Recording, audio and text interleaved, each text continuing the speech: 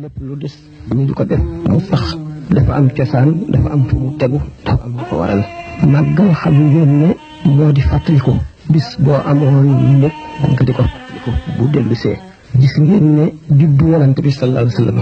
xam ngeen ne yonent bi sallallahu alayhi wa sallam du fi nekk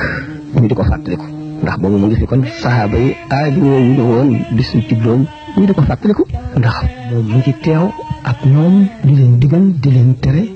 jox leen lislaam ba mu mat waaye nag bu fi jógee xol yi metti nit ñi jaaxle am njàqare fekk na sax li mu indi moom du dañ dara mënu koo téye di wéy di sax di leer ci xol yi jullit ñi ba bañ dem bis penc ba waaye nag gis gi ñu ko daan gis te mu am njëriñ lool gisatuñ ko waxtu njëriñ loolu kon waxtu mu tàmbalee te mooy ñëw bi mu ñëw adduna kon loolu moo waral ñu di ko fàttaliku mu di mbët di yool daan dugg ci faram fàcce bi nga xamee ne nag gannaaw bis bi mu ñëwee ci la ñëpp amee lépp lu jaam di am ci boromam bis booboo ko sabab ba am ci ulama yi ñuy laaj ndax guddi laylatul qadr ak liñ ci wax lépp ni mu rëy ak guddi gàmm kon moom lu ci gën a foor guddi gàmm moo wammat laylatul qadr moo ko wammat moo ko indi benn bi nga xam ne mooy laylatul mawlidi hiya ashrafu laylatul mawlidi ashrafu wa laylatul qadri xayrun min alfi shahrin bala ngay mën a jëriñu ci laylatul qadr li njëriñ li bari foog ki nga xam ne ci bis boobu ci moom la ñëw nga topp lim digle woon te moom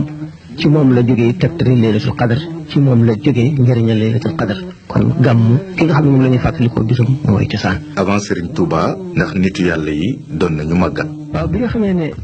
màggal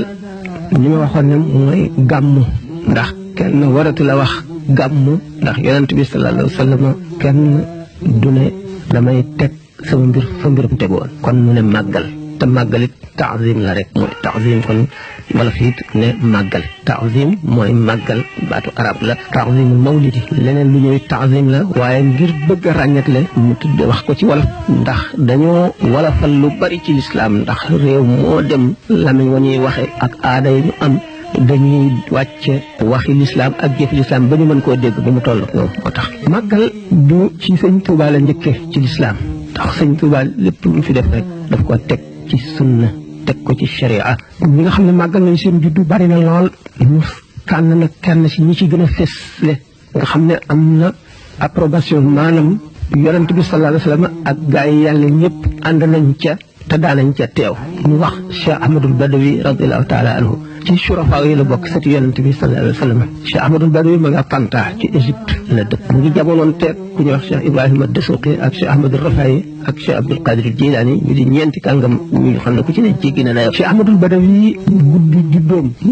boo jàngee téere Cheikh Abdul Wahab Sha'rani yi ni kii la Taiful Minan da nga gis ne wax na ci lu yaatu wax na ne gàmmoom gi maanaam màggal juddoom bi moom Cheikh Abdul Wahab Sha'rani nee na bis am naa ngant wax naa ko ci conférence am naa ngant yaram wuy metti ba demuma ca waaye suñu boroom fatxu bi ma may mu ubbil ma ci kas bu may janloog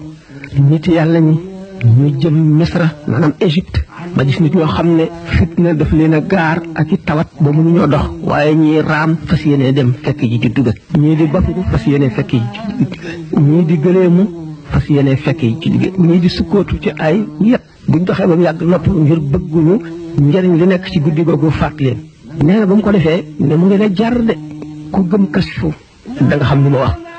Cheikh Ahmadul Badawi ci bopp ne ma te moom booba Cheikh Ahmadul Badawi jógee na fi lu yàgg yow Abdul Wahab lu tax ñëw na ci sama gàmm sama màggal gi